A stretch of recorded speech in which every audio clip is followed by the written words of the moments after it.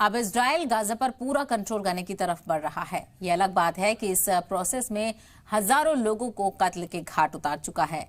Israel के वज़ीर आज़म Benjamin Netanyahu कह रहे हैं कि वो पूरे गाजा पर कब्जा करना चाह रहे हैं। क्या है पूरा मामला, रिपोर्ट देखिए।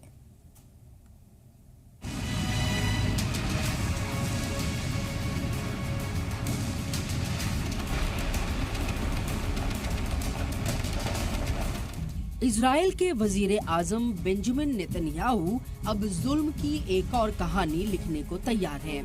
उन्होंने कहा है कि पूरे गाजा पर कब्जा करने जा रहे हैं, लेकिन अब इजराइल के 3 अहम हामी ममालिक ने उसके फौजी ऑपरेशन को संगीन तौर पर बढ़ाने और इंसानी इमदाद पर पूरी तरह रोक लगाने के लिए हमला किया है।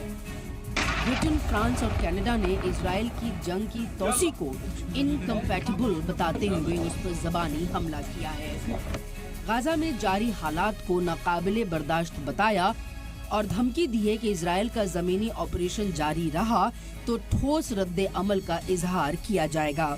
उसने इजराइल पर पाबंदी को लादने तक की बात कह दी है। इजराइल की फौज ने पूरे शहर को वॉर जोन डिक्लेयर कर दिया है। एक रिपोर्ट के मुताबिक हवाई हमलों में 60 से ज्यादा लोग मारे गए हैं। बीते वीकेंड में भारी बमबारी में सैकड़ों फिलिस्तीनी मारे गए हैं। गाजा सिविल डिफेंस का कहना है कि सोमवार को इजरायली हमलों में 91 लोग मारे गए। हमलों में गाजा पट्टी के डैमेज अस्पतालों को भी निशाना बनाया, जिससे गाजा के अंदर जंग से मरने वालों की कुल संख्या 53,486 हो गई, जिसमें से ज्यादातर शहरी हैं। नेतन्याहू ने एक प्रेस कॉन्फ्रेंस में कहा, अब हम जीतेंगे और साफ करेंगे और तब तक बने रहेंगे जब तक हमास तबाह नहीं हो जाता। ये सब करने में गाजा पट्टी के बचे हुए हिस्से को भी साफ किया जा रहा है। यूएन का कहना है कि पिछले 4 दिनों में गाजा में लगभग 1 लाख फिलिस्तीनी डिस्प्लेस्ड हुए हैं, क्योंकि इजराइल ने पट्टी पर अपना जमीनी ऑपरेशन बढ़ाया है। ब्रिटेन, फ्रांस और कनाडा तीनों हामी सरकारों ने सोमवार को एक बयान में कहा, जब तक नेतन्याहू सरकार ऐसी संगीन कार्रवाइयां करेगी तब तक हम चुप नहीं बैठेंगे। अगर इजराइल नए सिरे से फौजी हमले को नहीं रोकता है और इंसानी मदद पर अपने पाबंदी नहीं हटाता है तो हम रद्दे अमल में आगे ठोस कार्रवाई करेंगे। इन ममालिक ने जवाब की शक्ल में इजराइल पर सेक्शन यानी पाबंदी लगाने तक की धमकी दी है।